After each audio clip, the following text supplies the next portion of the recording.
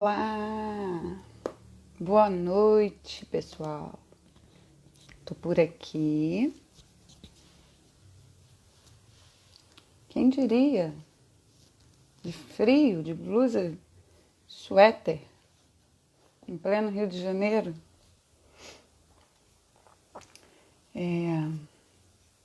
Vamos esperar um pouquinho. Ei, Dora, que ótimo! Já vou te colocar aqui. Maria Kátia, tudo bem? Oh, Olá! deu certo, que coisa boa, estava tão apreensiva com esse Instagram, mas o pensamento positivo da Priscila não tá com ninguém, né? Não tem pra ninguém. É isso aí. Boa Não, vai, noite. tem como não dar certo. Um papo lindo desse não tem jeito de não funcionar. A gente faz funcionar.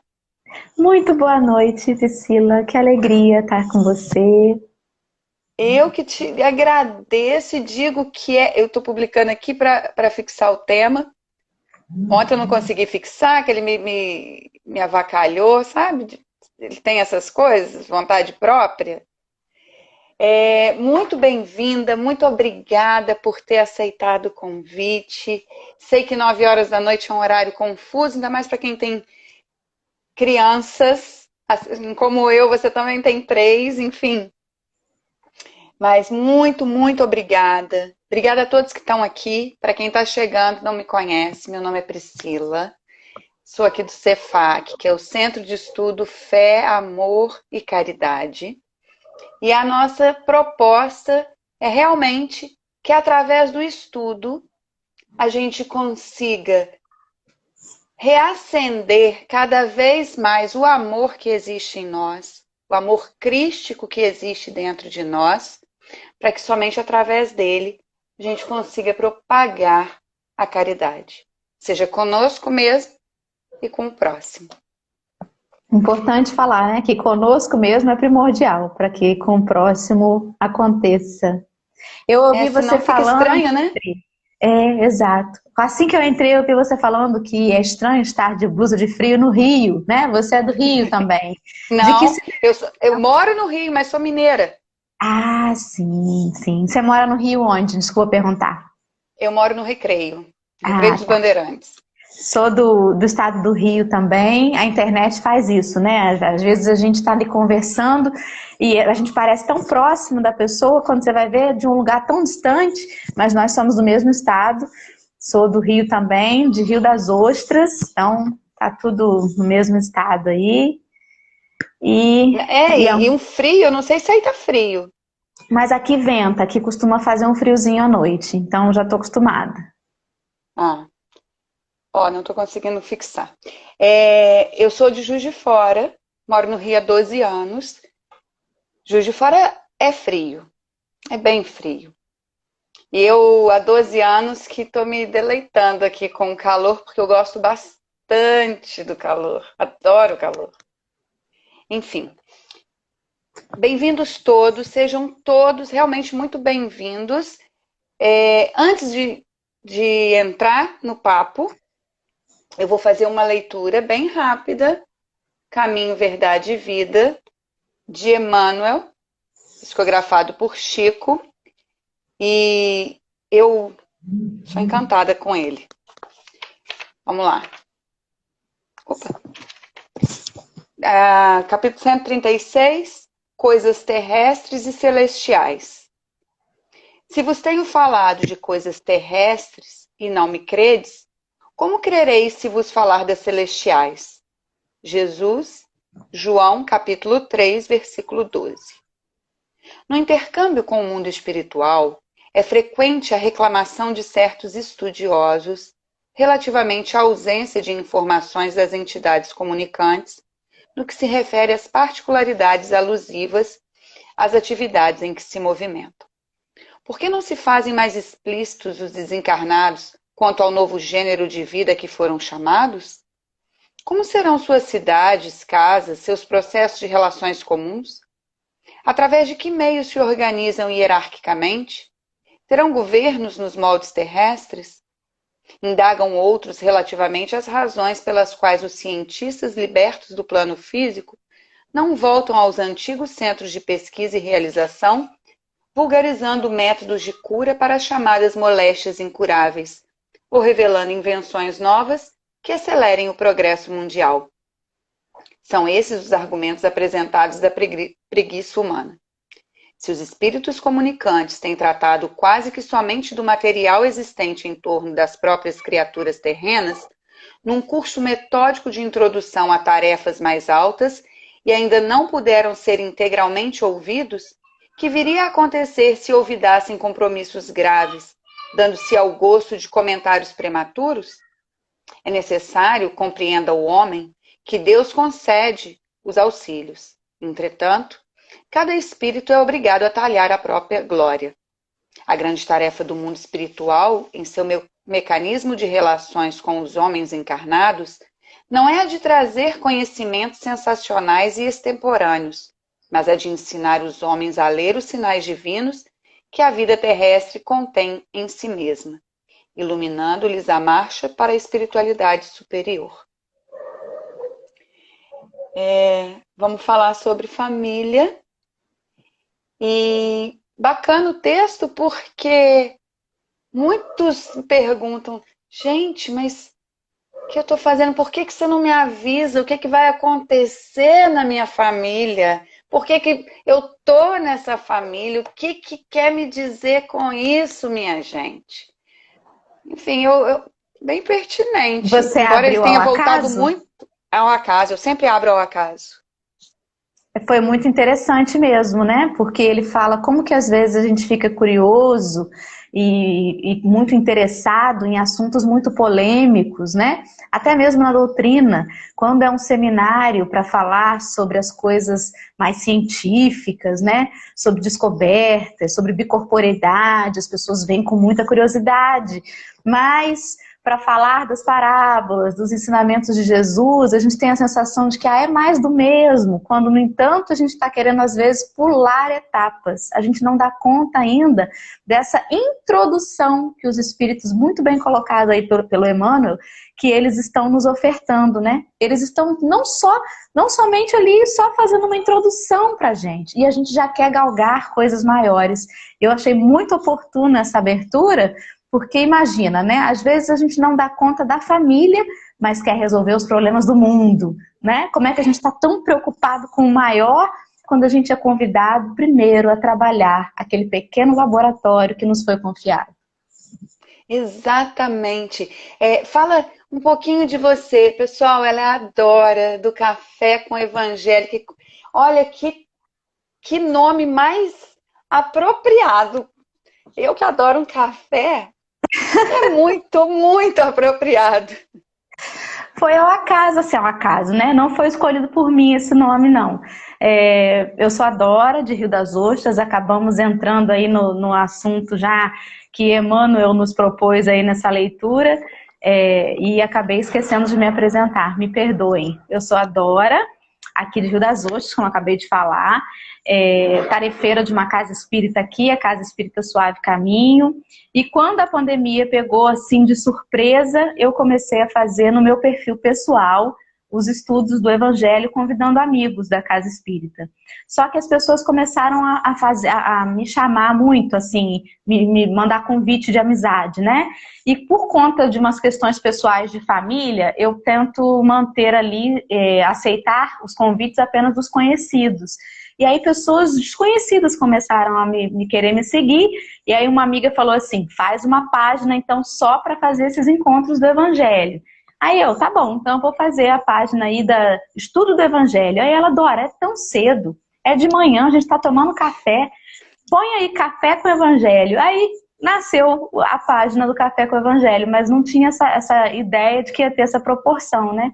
Mas foi um presente maravilhoso, porque deu assim a oportunidade de eu conhecer outras pessoas. No início a gente estava assim só aqui entre os amigos da Casa Espírita, mas agora a gente já conhece outras pessoas, através da página Conheci Você, né? Então a gente vai aumentando esse círculo e percebendo que o movimento talvez estivesse somente tímido, porque agora a sensação que eu tenho é que ele está explodindo nas redes sociais. É verdade, é verdade. Mas você falando, né? Muito eu percebo quando chega alguém nova no centro. Não, porque eu tenho muita mediunidade, eu preciso trabalhar muito. Vamos estudar, vamos entender um pouquinho mais da doutrina. Não, mas é trabalhar, assim, um trabalho de cura. Já me disseram que eu sou médium de cura, mas a palavra é cura, então vamos estudar um pouquinho mais.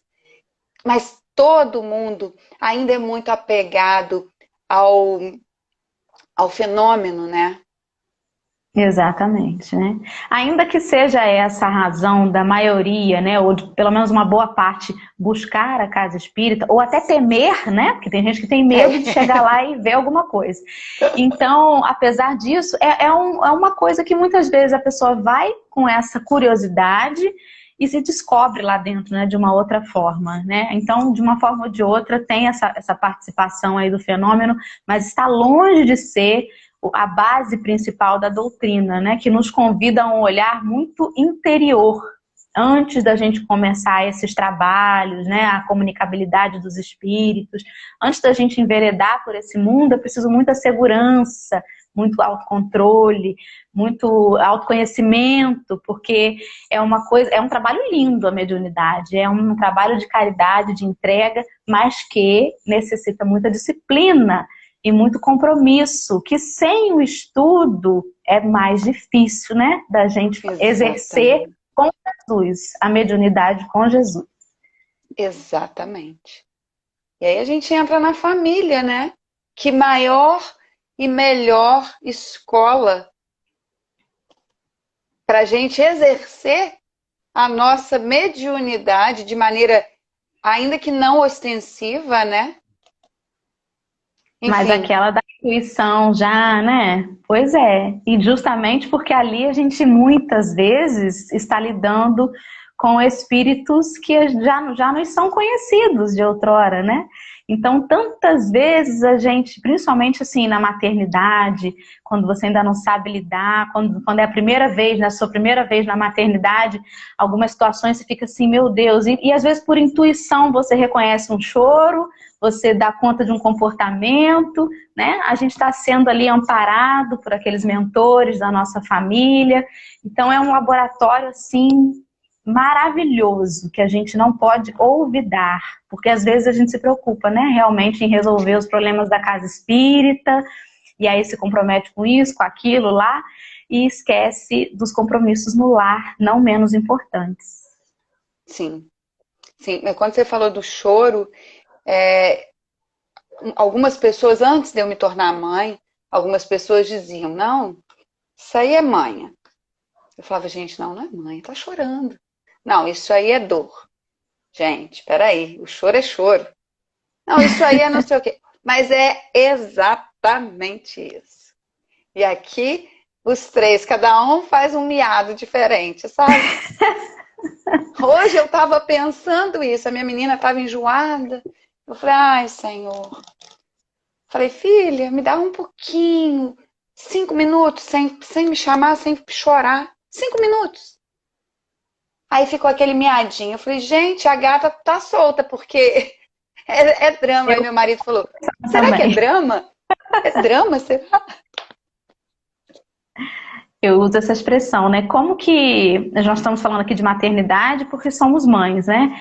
E como que essa experiência, ela, pelo menos comigo, como que alavancou essa minha busca, né, pelo melhoramento? Porque antes eu tinha um compromisso comigo mesma ali, mas assim a gente vai deixando meio correr frouxo, né? Quando a gente tem aqueles serezinhos dependentes de nós e que a gente percebe que são esponjas do nosso comportamento muito mais do que aquilo que a gente fala, eles seguem muito mais o que eles veem da gente, né? Então isso dá uma responsabilidade muito maior nas nossas atitudes, a gente repensa, às vezes ela olha e fala assim, mas mãe, você também faz isso. Aí eu, misericórdia, e agora, né? Como é que eu corro disso? A gente se freia, né? É Exato. um freio como você diz, com responsabilidade. Eu gosto muito de refrigerante, Coca-Cola. Aí ela disse, eu falei, não, filho, isso não é de criança, não é legal. Aí ela, mamãe, mas você bebe Coca-Cola. É, Se não é eles legal, colocam. por que que você bebe? Oi? Aí eu tô procurando a minha cara até agora. Já tem uns 4 meses que ela me jogou essa. Enfim, é um laboratório, né? É, Pra gente tentar se melhorar. exato. E quando a gente percebe que vacila nessa educação em alguma coisa, isso dá uma culpa na gente, né? Essa semana eu passei por uma situação dessa, né? E aí fiquei me sentindo mal, falei, poxa, eu não precisava, acho que eu exagerei um pouquinho no puxão de orelha. E aí eu fico me sentindo muito mal. Meu esposo virou para mim e falou assim: não se cobre perfeição, se cobre aperfeiçoamento. Que bom que você reconheceu que você agiu mal, agora vai lá e pede desculpa para ela, porque aí você vai ensinar que pedindo desculpa, se minha mãe, ela também erra e pede desculpa, então eu aprendo também a pedir. Porque às vezes a gente, quando é criança, enxerga os pais como heróis, né? Como aqueles infalíveis. E aí isso gera muito conflito na adolescência, porque normalmente a gente já está com uma capacidade crítica maior. E aí a gente começa a perceber que os nossos pais não são tão infalíveis assim, né? E isso misturado ao hormônio, todas aquelas turbulências do corpo e daquela transição que o espírito está passando nessa fase da adolescência, isso pode ser um desafiador. Então, se você desde cedo mostrar que você também é um ser que está ali se aprimorando, que você também pede desculpa, que você também se equivoca, né? E aí eu fico brincando, meu marido não é espírita, mas ele diz que não é espírita, né? Porque o espírita, o cristão, é só um rótulo, né? É muito fácil se dizer, Exatamente. mas a Exatamente. atitude é que faz dele, às vezes, um cristão muito mais leal do que eu mesma, né? Que me perco, às vezes me distraio nas coisas do mundo, e esse ensinamento que ele me deu essa semana, eu falei, puxa vida, né? É verdade. Às vezes por orgulho, né? Perfeito. A gente fica Perfeito. assim, nossa, eu não posso errar, não posso errar. Não, é Mas é perfeito. E isso é tão sério porque num passado não muito distante, os nossos pais, os nossos avós, não tinham o hábito, por exemplo, de se desculparem, uhum, porque vinham de uma cultura onde isso era considerado baixar demais a guarda e perder a rédea da situação, né? Se demonstrar muito frágil.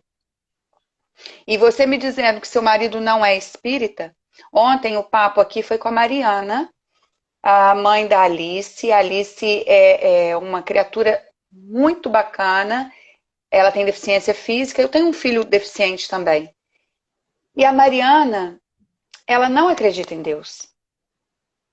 Aí você vai me dizer, Priscila, como que você trouxe uma pessoa para falar que não acredita em Deus aqui? Se você propaga a fé, ela tem fé na vida, ela tem fé no amor. Mas eu não entrei no mérito e para mim é indiferente no sentido de as atitudes dela com exemplos de vida são muito mais cristãs do que muitas pessoas que eu conheço. Então eu quis trazê-la justamente para as pessoas que porventura tiverem assistido percebam, né? E não rechacem o fato da pessoa não crer em Deus. Eu antes achava, meu Deus, isso é impossível. Como que não vai acreditar em Deus? Não é possível, deve fazer tudo errado. Ela foi um grande ensinamento, sabe? Porque muitas vezes eu que me considero espírita dou umas escorregadas. as escorregadas, pois é. Ele não é ateu, não. Ele acredita em Deus, mas ele tem uma bronca com as religiões, por conta dos homens, né, que são falhos. Sim, Então é difícil, a gente não pode depositar nossa fé nos homens, né? não. Mas essa pandemia já deu uma mudada aqui dentro de casa, nas conversas, nos papos, nos assuntos. Ele é um grande incentivador do Café com o Evangelho. Ele me ajuda a beça, ele que fica com as meninas quando eu tenho outros compromissos ligados a isso, né? Eu atuo na diretoria da Casa Espírita que eu frequento aqui, então eu estou sempre muito envolvida nas atividades espíritas e ele é um grande incentivador, nunca se opôs, pelo contrário, até me anima, né, a aceitar compromissos e tudo mais. Mas ele se coloca assim, não, olha, eu não sou, mas você vai lá e faz. Porém, como você muito bem colocou, você não precisa, às vezes é a gente que precisa, Priscila, tá aqui falando sobre isso, lendo, estudando. Talvez eles já tenham isso arraigado no comportamento por conta de aprendizados pretéritos e agora estão aqui justamente para provar que não está exatamente na religião, mas na mudança íntima, que se não for realizada, não adianta você estar espírita, você estar católico, você estar em qualquer outra denominação, se dentro de você esse comportamento cristão, né, não ocorrer, não acontecer. É verdade. É verdade mesmo. Mas ele se diz não espírita, né? Mas eu diria que ele é um diretor espiritual. Ele fica só nos bastidores, assim, arrumando a cena. Justamente, exatamente. Por falar nisso, eu tinha separado, eu estava lendo algumas coisas antes para a gente conversar, porque a gente não pegou um texto, né? Você não falou assim, Dora, a gente vai falar sobre esse texto. O tema ficou livre, né? Exatamente. E aí eu fiquei pensando, como que são as peças, né, de um quebra-cabeça na família e que a gente não tá por acaso. E que muitas vezes a gente fala assim, nossa, como pode fulano ser tão diferente de mim? E às vezes não só naquele núcleo familiar, mas na parentela, né? Que é toda uma rede que foi ali construída para que você pudesse vir encarnar nessa existência. E aí eu estava lendo o Reformador de fevereiro de 2018, que é a revista espírita, né? E tinha uma coluna lá do Mário Frigeri, com uma historinha muito bacana, se você me permitir contar aqui, não é longa não. Por favor. Ele falava sobre uma reunião numa carpintaria, né? Ele contou uma parábola para a gente ter uma ideia, né? E aí ele falou que os instrumentos ali na carpintaria, quando a carpintaria estava fechada, eles se reuniram e foram decidir que estava uma bagunça, eles tinham que organizar aquilo. Aí o Martelo se auto-intitulou presidente, né? Eu tô até colando aqui, porque eu não decorei, não. E aí, não, por favor, fica à vontade. Você, por favor, renuncia, porque você, Martelo, é muito barulhento. Vive dando martelada, fazendo muito barulho, você não pode ser presidente. E aí o Martelo falou, tá bom, então eu aceito não ser o presidente, mas você quer botar quem? O parafuso? O parafuso dá muita volta até fazer o que quer, fica dando volta, dando volta, dando volta, não resolve nada. Aí o parafuso, realmente, eu sou assim mesmo. Mas você já olhou a lixa? A lixa é muito áspera, sempre cria atrito com todo mundo, ela também não vai dar. E aí a lixa se defendeu. E o metro? O metro vive medindo os outros como se ele fosse o único com a razão sempre. E aí eles começaram a se discutir ali até que a porta abriu, o carpinteiro entrou com uma madeira. E aí, utilizando aquelas ferramentas, o martelo, o parafuso, o metro, a lixa, ele conseguiu fazer um objeto muito bonito com aquela madeira. Eu não me recordo se era uma cadeira, se era uma mesa, o que era, mas com aqueles objetos ele fez ali a cadeira. E aí o ensinamento foi que o carpinteiro só conseguiu olhar ali as qualidades, as razões pelas quais aqueles instrumentos, aquelas peças precisavam estar ali na carpintaria. Que elas juntas, elas teriam uma razão de estar ali. Que separadas, talvez realmente um fosse muito barulhento, o outro fosse muito áspero, o outro desse muita volta. Mas quando eles aprenderam a trabalhar juntos, eles descobriram os potenciais que eles poderiam desenvolver naquela união, né? E aí descobriu que o martelo era forte, que o parafuso, na verdade, ele unia, que a lixa amenizava as asperezas e o metro era exato em sua especialidade. E aí ele fez essa ligação, essa analogia com a família, que às vezes é tão diferente um do outro, tão diferente, mas aí dizem assim, né? Que a família é aquele pessoal que briga junto e se defende em grupo, né? Você já viu? Exatamente. É um bloco. Então, é aquele bloquinho que tem uma razão de estar ali. E que com essas diferenças, a gente precisa descobrir o ponto que está ali para nos unir.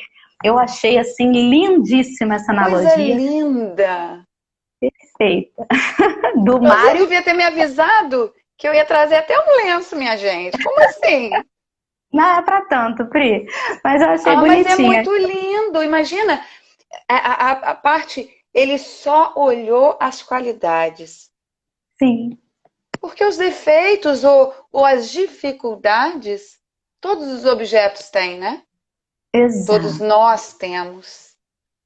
Nós ainda temos. E é por isso que a gente precisa focar no que o outro já tem de luz, né? Sim, Senão, a gente vai perder muito tempo só encarnações e mais encarnações degladiando com as nossas sombras, com as nossas diferenças. é. E o que eu acho mais extraordinário é porque a família, nós estamos na família e não tem absolutamente nada a ver com consanguinidade ou com tempo. Nós estamos na família, somos família. Ah, às vezes você diz assim, poxa, mas eu tenho um amigo que eu tenho tanta afinidade com ele. É um irmão em vida. E é mesmo, é mesmo. Seria muito limitante entender que somos família apenas consanguínea. Seria limitante demais e seria muito frustrante, porque não poderíamos ser irmãos em Cristo, não poderíamos ser irmãos de Cristo. Porque se temos esse olhar obtuso e limitante, a gente é um bloquinho isolado. Exatamente. A deriva. Exatamente. Isolado e à deriva. Isso me remete a algo que aconteceu hoje comigo, né? Eu tive uma consulta médica e eu vou ter que passar por uma cirurgia dentro de alguns dias. Eu te falei isso, né? Sim, sim. E essa minha cirurgia é de esterectomia. E aí o médico falou assim, nossa, mas você tem certeza? Porque você pode postergar um pouco mais, né? Para tentar uma gestação biológica. Eu sou mãe de 3 meninas pela via da adoção. Elas Ai, que chegaram tem, delícia! elas chegaram tem 2 anos.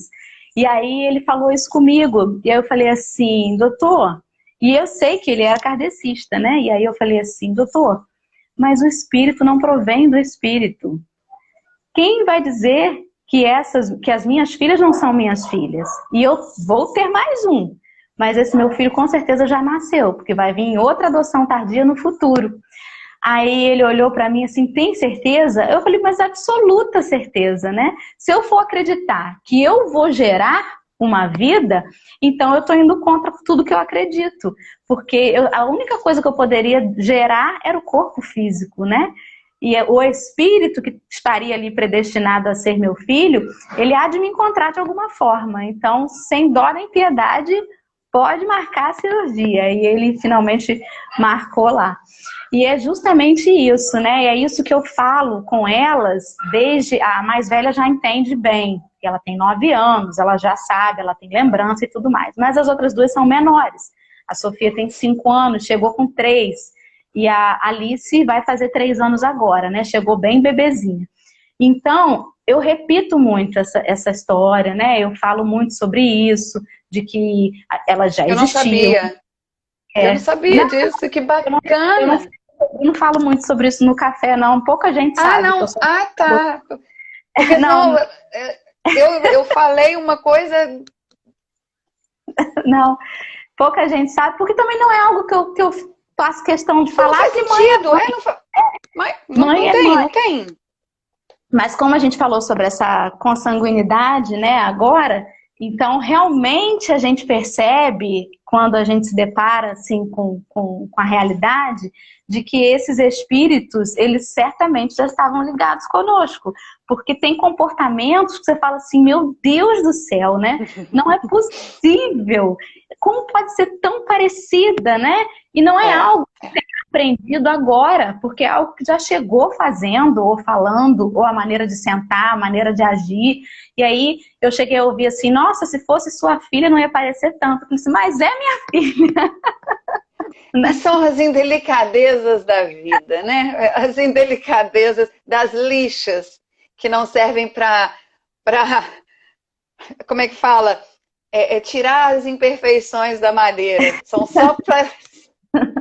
Mas é por ignorância, as pessoas não se dão conta, não. Perguntam, falam sem prestar atenção no que estão falando, né? Eu já fui mais rude com isso, agora eu compreendo bem, porque depois que a pessoa escuta, que a pessoa estuda, o conhecimento ele é a chave para todo o pré-conceito. A partir do momento que você compreende, que você entende, você não faz um pré-julgamento mais. E aí muda, né? Então, em vez de eu reagir assim de uma forma mais áspera, como a lixa da história, eu agora só explico, não, mas olha, ela é minha filha, porque espírito não cria outro espírito, né? E aí as pessoas vão e não repetem mais o comportamento. Então, é só... Eu vivenciei algo semelhante. Meus filhos nasceram de 26 semanas, né? Muito pequenos. Não sei se eu comentei com você, eles são trigêmeos. Eu percebi na foto que são da mesma idade. Iguais. Aí, uma vez eu estava numa casa espírita, aqui no Rio de Janeiro, uma casa espírita muito grande, e eu estava com um deles numa sala de um tratamento, e meu marido com os outros dois me aguardando. Eles ainda eram muito miúdos, né? Já estavam com seus 8 meses, talvez, mas ainda muito miúdos. Aí chegou uma senhora e falou, nossa, pequeno, né? Aí ele falou, é. E assim, querendo exibir o troféu, porque passamos 7 meses na UTI, eles exibindo o troféu, falou, sim, eles nasceram prematuros. Ela falou, tudo rato, né? Tudo igual uns ratinhos pelados. Aí o meu marido falou assim, exatamente, igual a você, hipopótamo. Aí eu olhei para ele, eu tava vindo com o Bernardo. Ele falou, chama meu filho de rato? Se meu filho é rato, ele é hipopótamo. Aí eu tive um ataque de riso, eu não conseguia mais. E assim, os dois foram lixa. Mas bateu, levou. Enfim, é difícil. Gente, é muito difícil, né? É muito difícil. Eu fico lembrando da minha irmã que fala assim, gente, Maria, ela diz que Maria para ela é maior que Jesus. Que como que consegue ver o filho ser crucificado e ficar ali só chorando? Ela diz, não, se é meu filho, eu tava me debatendo, tira ele daí! Gritando aos berros, né? Porque é muito difícil você ver alguém tratar mal o seu filho. Nossa, mãe, é um negócio assim que você não reconhece. Dora, melhor parar, porque eu acabei de participar de uma outra conversa às 6 horas da tarde, onde eu fui expor um tema e o tema foi Maria. E o foco principal da minha fala foi justamente essa. Como Maria, naquela época, não sofreu. Porque se Jesus tivesse encarnado hoje e ela fosse a mãe dele hoje, ela seria tida como uma relapsa, porque seria mãe de um lunático, ou de um drogado, ou de um viajandão, porque ele falava coisas muito além do tempo dele. Ele congregava multidões, e multidões que sequer tinham ouvido falar dele. E você me traz isso agora. É a sintonia, querida. Sintonia. Exatamente. É a sintonia. A Fabi e a Luiane que estão assistindo a gente aí são companheiras lá, são irmãs lá do nosso café, que estão sempre com a gente. Elas estavam comentando agora da historinha do forninho. A Fabi, conta a história do forninho. Foi a vez que a gente falou sobre... Acho que foi a única vez que eu falei sobre isso. Não, acho que foram 2 vezes. Enfim, falei sobre os órfãos, né? Num capítulo do Evangelho segundo o Espiritismo. E aí eu comentei sobre a minha filha do meio, né? Que me perguntou uma vez por que eu não fiz barriga e tal. E aí eu fui e comentei para ela, olha, o que acontece é que quando você estava lá no plano espiritual, Jesus olhou e falou assim, quem você quer que seja sua mãe, Sofia? E aí ela pegou e apontou para mim. A Dora ali. E aí Jesus falou assim, não, mas a Dora não tem o forninho para você nascer. Você vai ter que escolher outra pessoa. Aí ela foi e escolheu a outra mamãe, a mamãe Lili. E aí Jesus falou assim, olha, só que essa mamãe que você escolheu, ela vai te dar o corpo físico que você precisa mas eu não sei se ela vai ter condições. Não porque ela tivesse predestinada a fazer qualquer coisa, mas porque Jesus nos conhece, sabe as nossas tendências, né? Tem todo um aparato da espiritualidade para que a gente vença as más inclinações e vença as provas. Mas ele falou assim, se ela não der conta, eu dou um jeito da mamãe Dora te encontrar. E aí foi o que aconteceu, e aí a mamãe Dora te encontrou. E foi assim, Sofia, que hoje você é minha filha. Aí ela, tá bom, então vamos combinar uma coisa? Combina logo agora, que aí na próxima reencarnação você vem com um forninho bom e eu nasço na sua barriga. Aí eu, tá bom. Ah, gente, que coisa mais linda! É a hora do forninho. E as crianças, elas internalizaram muito bem, com muita facilidade essa coisa, né, do espiritismo. Porque com muita facilidade. Outro dia não, antes da pandemia, a minha auxiliar aqui de casa, quando ela ainda estava vindo, estava passando mal e tal, e aí ela virou para ela e falou assim, mas tia Margui, calma, fica calma, se você passar mal, o máximo que vai acontecer é você desencarnar. Só isso, só. Porque ela entendeu com muita facilidade que a morte não existe, sabe? Com muita naturalidade. E aí as crianças estão aí para nos ensinar, né? Muita coisa.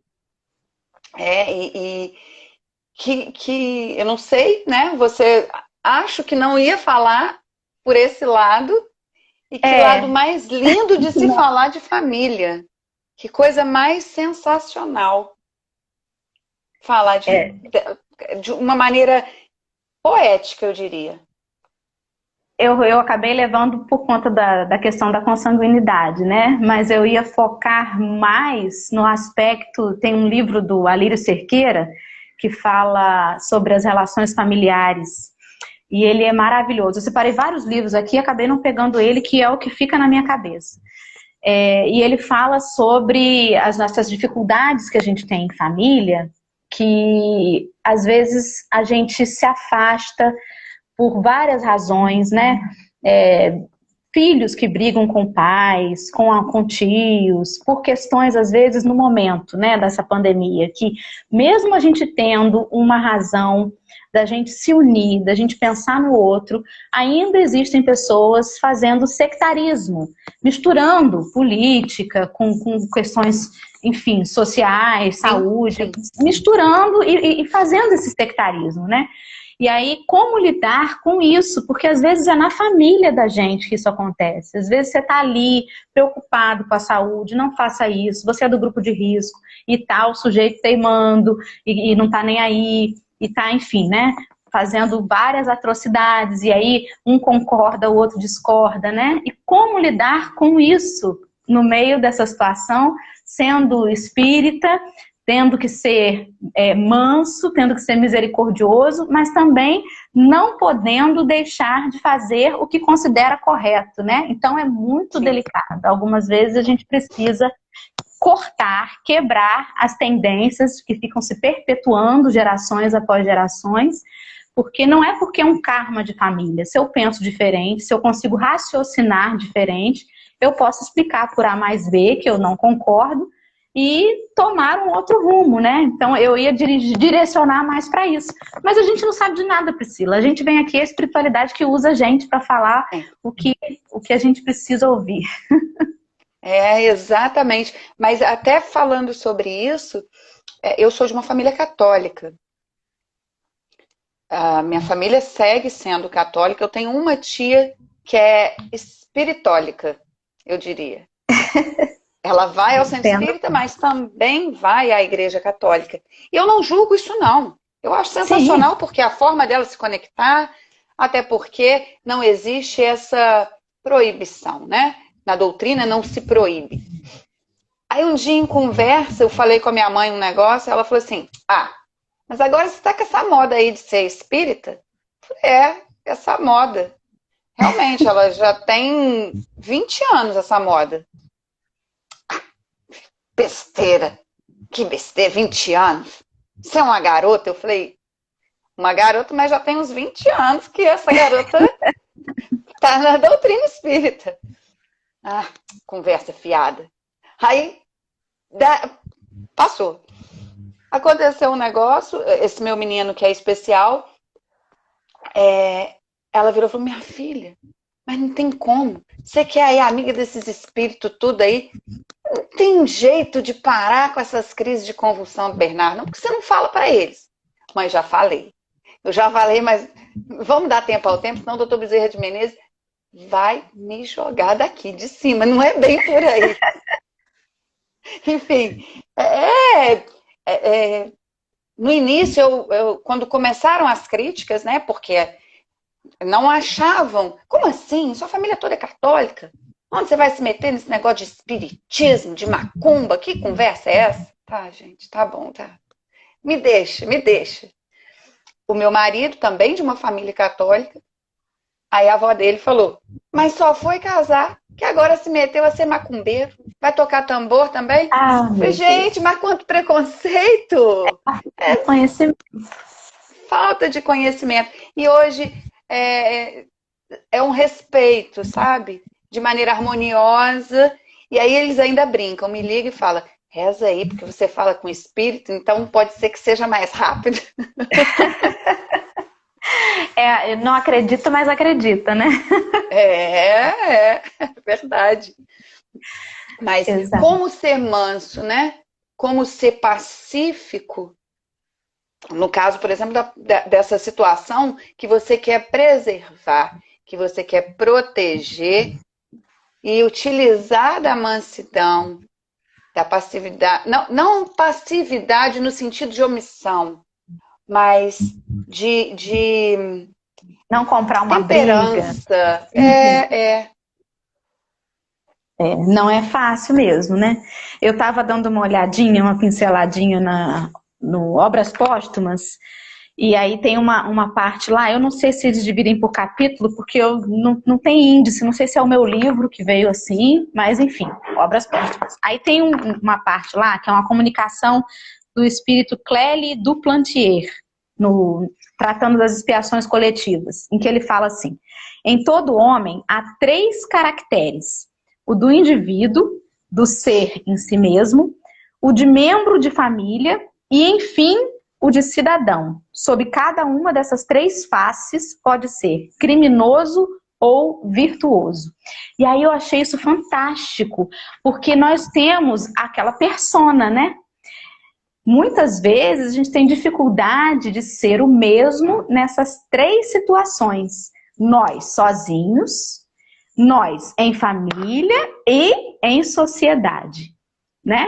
Tantas vezes a gente acaba tendo mais paciência com um desconhecido na rua do que com um familiar. Ah, não, minha avó é muito chata, ela fala 10 vezes a mesma coisa, ou então não escuta, eu tenho que repetir, tenho que gritar, tenho que falar mais alto. E aí você não tem paciência. Mas se alguém na rua, que candura, na casa espírita, um doce. Nossa, como tem paciência com os idosos, como que pega na mão para levar na rampa, né? E aí na família, peca, né? Então, que desafio a gente lidar com essas 3 faces que esse espírito muito bem colocou ali nessa comunicação do eu, quem eu sou mesmo de verdade, quem eu sou em família e como eu sou na sociedade, né? Achei assim excelente. Excelente. Com um filho, por exemplo. O filho está com um copo de suco bem melado, derrama todinho no chão. Porque se for água, se você não quiser, você nem seca. Deixa ali que o negócio evapora. Mas aquele bem melado, você olha, sabe, se chora, tipo, quase indo dormir. Agora, se é o filho de uma visita, se é o filho de uma amiga, besteira, deixa, eu limpo, fica tranquilo, isso é uma bobagem. Enfim, isso, um dia, aconteceu aqui em casa. Derramou, não foi um suco, foi um prato de comida. Um estrogonofe, uma lambreca imensa no chão. Chão, mesa, cadeira, por pura brincadeira. Tava brincando. Para de brincar. Pá, caiu. Aí eu briguei. Você tá vendo? Olha isso. Aí fui lá no tempo das cavernas. Um monte de criança passando fome. Sabe aquela coisa? daquela psicologia bem sutil. Da criança. Sim. Sem colocar culpa na criança, sem nada disso. Aquela psicologia sutil. Um monte de criança passando fome. Tá vendo? Eu te avisei. Beleza. Eis que a espiritualidade muito nobre, delicada, gentil, me coloca um livro para ler. E o que está escrito no livro? Por que que você perde a paciência com seus filhos, mas com o filho da vizinha é gentil? Olha, eu peguei o livro, falei assim, já entendi. Fechei o livro, aí fui lá. Me desculpa, fui grosseira. É, mamãe, você foi grosseira. Porque eu comecei, viu? Eu me cobrando perfeição. Enfim, é o tempo todo, né? É o tempo todo. Como é que você... E essa colocação que você leu é perfeita. Eu sozinha, como é que encaro isso? Como é que eu encaro com os meus e com os demais? Isso é perfeito. Ao mesmo tempo que tem esse viés da gente tratar melhor a pessoa de fora, também tem uma coisa muito complicada, que é quando a gente acha que só os nossos são os nossos próximos, né? Que o meu filho é o mais bonito, que ele tem que ser, olha, você estuda porque você tem que ser alguém na vida. E aí eu estou ensinando para ele que aquele que não estuda, que aquele que não teve oportunidade, não é ninguém. E aí, o ninguém, quando crescer, para que eu vou respeitar o ninguém? Minha mãe disse que só quem estuda é alguém na vida. Então é muito complicado, a gente tem que estar num equilíbrio de tratar e ter esse olhar que a gente ainda não tem, mas esse olhar da família humana, né? Da humanidade, a grande família. Porque senão a gente ou peca por tratar melhor os de fora, ou peca por achar que só os nossos são merecedores, né? Senhor, livra o meu filho. Senhor, cura o meu filho. E aí a gente confunde o amor com a posse. E isso pode causar muitos problemas. A gente pode, sem querer, cortar a autonomia dessas crianças, né? E podar essas relações, causando conflitos futuros. E a gente vai responder por isso em algum momento. Sim, sim. E isso, até ontem nós estávamos falando sobre isso, né? Sobre inclusão, sobre o capacitismo, porque muito se escuta falar sobre racismo, homofobia, machismo, o preconceito de condição social, Sim. mas o capacitismo, ele é diretamente vinculado à deficiência física. Pouco se ouve falar. Eu, pelo menos, até entrar na maternidade atípica, eu não sabia essa expressão. E aqui em casa é uma escola mesmo, né? Porque a minha maior preocupação era como os outros dois lidariam com a deficiência do Bernardo. O Bernardo não anda. Não anda com as pernas, mas ele anda de outra maneira. Não se comunica verbalmente, mas se comunica de outras formas. Enfim, mas como eu iria inserir isso com os outros dois? E mais, a minha principal questão, Bernardo precisa saber que ele é amado, que ele está numa família que o ama incondicionalmente, ponto. Se ele não conseguir demonstrar o amor, porque muitos me diziam, muitos médicos, não, vai vegetar, vai não sei o quê. Aí eu falava, não vai, esse povo não sabe de nada. Tá vendo, Bezerra? Dá uma aula aí que esse povo não sabe de nada. Foram várias conversas, várias DRs com o doutor Bezerra de Menezes. E eu chamo ele de Bezerra porque ele é meu amigo, sabe? Então eu chamo de doutor, não tem essa pompa. Brincadeiras à parte, Bernardo, ele sabe que ele é amado. Ele sabe que está numa família que o ama incondicionalmente e ele ama. E a primeira palavra do Bernardo foi amo, porque eu estava falando para ele, eu te amo, meu amor, eu te amo. E brincando, meu marido, por acaso, estava filmando. Mas olha, a espiritualidade de novo colocando. E ele filmando. Aí eu falei, eu te amo. Aí ele olhou bem no meu olho e falou, amo. Dora, eu comecei a gritar. Que presente. Nossa, Que arrepiei. presente. Que presente. Assim, eu tenho vídeo que é um presente maior ainda, porque eu falava, você tá vendo? Você é capaz, criatura. Olha isso. Ele demonstrou o amor, ele demonstra o amor pela família que ele está, sabe que é amado, e os outros dois olham para o Bernardo, não olham o Bernardo deficiente. Sim. Então, isso para mim é uma grande lição. E é o que eu gostaria que a gente conseguisse fazer com os demais, né? Olhar para os outros como eles são. Na singeleza. Não porque é uma lixa, ou porque é um parafuso, ou porque é um metro. Sabe? Muito olhar a Dora. Acabou. A Dora tem essa dificuldade, mas tem essas qualidades que me ajudam a caminhar, que me ajudam a seguir. Enfim, você sabe que é uma das coisas que eu peço nas minhas orações, que a gente consiga ter esse olhar carinhoso, não só porque o meu menino é especial, né? Porque obviamente que se os outros tiverem olhar carinhoso, também terão um olhar carinhoso, não piedoso com Sim. ele. Mas dentro da família, que a gente consiga começar a exercitar isso dentro da família, sabe? As pessoas confundem inclusão com colocar ali do lado, né? Eu tive uma conversa uma vez com uma mãe de uma criança também deficiente e ela disse que ficou muito decepcionada com a escola porque a menina ia fazer uma apresentação e na hora da apresentação simplesmente colocaram a cadeirinha de roda dela no canto e as crianças foram dançar no outro canto e ela ficou no palco, no canto. Que inclusão é essa, né? Não é colocar ali para dizer assim, olha, a gente também tem uma aluna aqui especial. Não é isso que é inclusão. Não é isso, né? E isso é muito importante mesmo da gente falar. Há alguns dias atrás, ou semana retrasada, não me recordo exatamente quando, eu recebi a Babi, que é a Bárbara Barbosa, que ela é tradutora de Libras, né? De Libras, aham.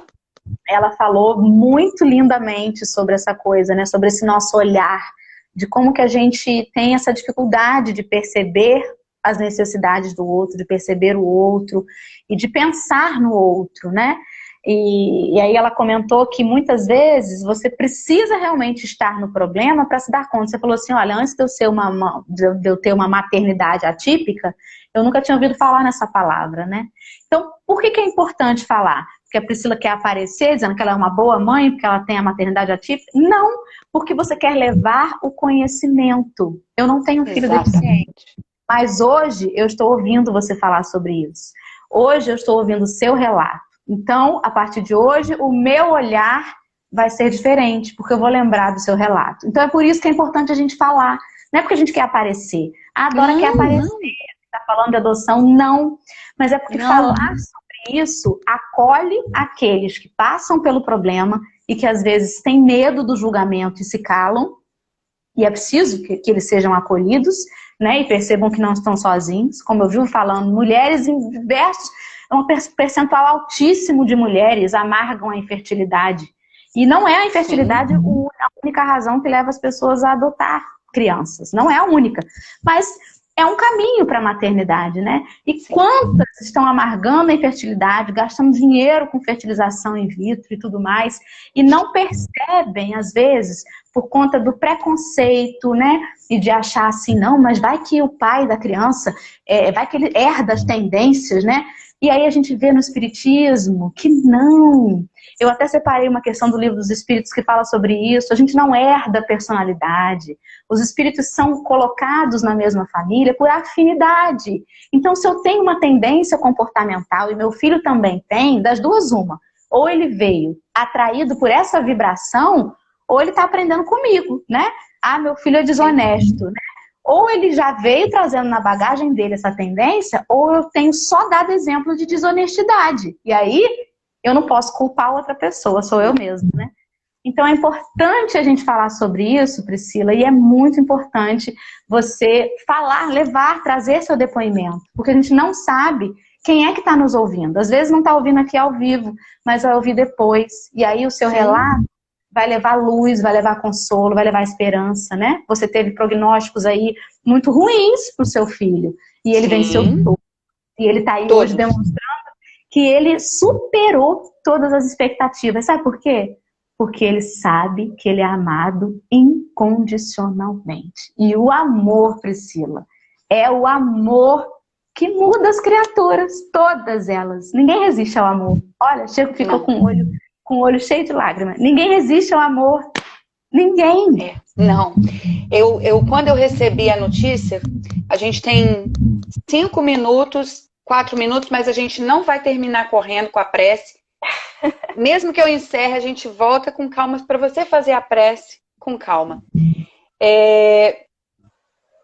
Ele foi, depois de 1 mês de vida, ele teve um choque séptico, enfim, teve uma parada cardiorrespiratória e ficou sendo abusado de meia-noite às 5 da manhã. Quando me ligaram, eu falei pro meu marido, estão ligando. Aí ele disse, não estão ligando. Eu falei, estão ligando, atende, estão ligando. Ele pegou o celular, me mostrou, não estava tocando. De repente o celular começa a tocar. Aí ele gelou, eu gelei na hora. Ele falou, atende. Oi, é a mãe do Bernardo? Aqui é da lugar tal. Vocês podem dar uma chegadinha aqui?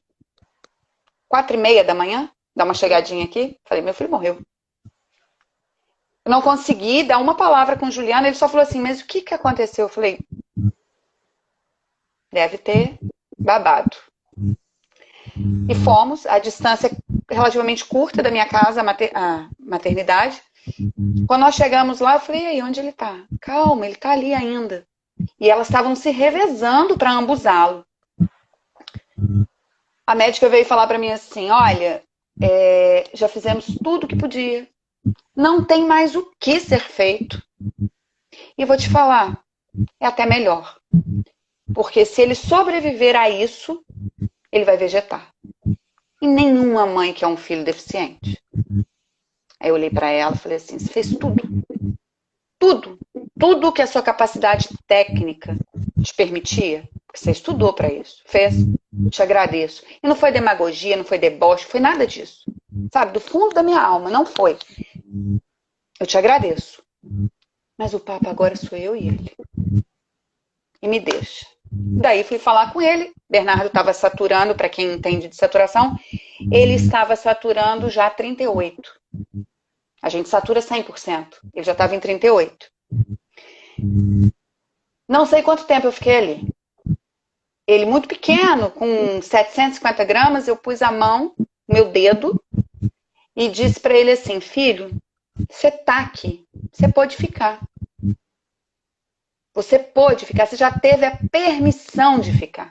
Então fica, cara. Fica. Porque todos os falangeiros do mestre já te deixaram aqui, eles já permitiram que você ficasse.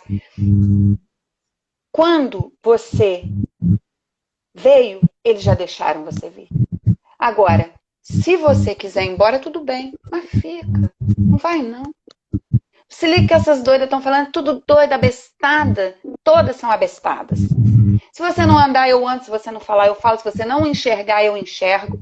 E não é da boca pra fora. Pode ficar, porque eu tô junto contigo. Ele tá aí, vai fazer 5 anos. Contrariando tudo que falavam pra mim. Tudo. Aí me vieram dar o diagnóstico. Foi indiferente. Foi indiferente. Vai cair. Eu conto a indiferença na volta. Aí você conclui e faz a prece. Pode deixar.